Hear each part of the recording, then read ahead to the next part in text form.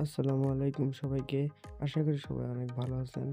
আমরা নতুন একটা ইনকিউবেটর মেশিন নিয়ে এসেছি, যেটাতে 400 সেটার এবং 200 হ্যাচার, টোটাল 600 ডিমের ক্যাপাসিটি এই ইনকিউবেটর মেশিন।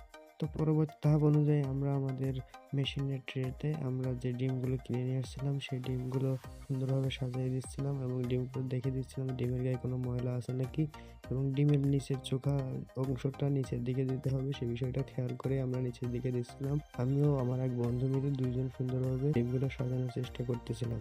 তো আমরা মেশিনের ভিতর ডিমগুলো সাজিয়ে দিয়েছি। উপরের 2 ট্রে আমার আর নিচের গুলো আমার এক ভাইয়া দিয়ে গেছে। তো আমরা মেশিনটা চালু করে দেখতেছি মেশিনের সবকিছু ঠিক আছে কিনা। নিচে আমরা পানি দিয়ে রাখছি। পরবর্তীতে আমরা পানির পাত্রটি চেঞ্জ করে দিয়েছি, কারণ আর্দ্রতা সঠিকভাবে না হলে ডিমের অনেক ক্ষতি হবে। এজন্য আমরা সঠিকভাবে পানির পাত্রটা দিয়েছি। অন্যান্য সস্তা ম্যানুয়াল ইনকিউবেটরের ডিমগুলো হাতে ঘুরিয়ে দিতে হয়, কিন্তু আমার এটা সম্পূর্ণ অটোমেটিক ইনকিউবেটর, সেজন্য প্রতি 90 মিনিট পর পর আমার ডিমগুলো একা একাই এভাবে ঘুরে যায়। মেশিনে দেওয়ার পর 5 থেকে 7 দিনের মধ্যে ডিমগুলো ক্যান্ডেলিং করতে হবে লাইট বা টর্চ দিয়ে। এগুলো দেখতে হবে যে এগুলোর মধ্যে ভ্রূণ আছে কিনা। আপনারা হয়তো ভাবছেন ডিম আবার হঠাৎ করে মেশিনে ভরে গেলে কিভাবে। আসলে আমি ডিম পরে আবার নিয়ে আসছি, কিন্তু সেগুলো দেখাতে পারিনি। তো মাঝে যে দাগানোগুলো আছে ওইগুলো আমি প্রথমে নিয়ে আসছিলাম আর পরবর্তীগুলো নিচে এবং উপরে সাজিয়ে দিয়েছি।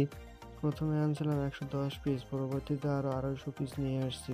আমি আবার 3টা দেশি মুরগির ডিম দিয়ে রাখছিলাম। এই ডিমগুলো আমার বাড়ির লোক নষ্ট মনে করে মুরগি তাও দেয়া থেকে ফেলাই দিছিল।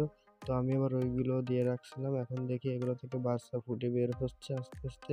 পরের দিন সকালে দেখি 3টা বাচ্চা বের হয়ে আছে। তো সেগুলো নিয়ে আমি একটা সুন্দর করে বক্স বানিয়ে তার ভিতরে এই বাচ্চাগুলো 3টা দিয়ে রাখছি। পাশে পানির পাত্র দিয়েছি এবং কিছু খাবার দিয়ে রাখছি যাতে তারা খেতে পারে।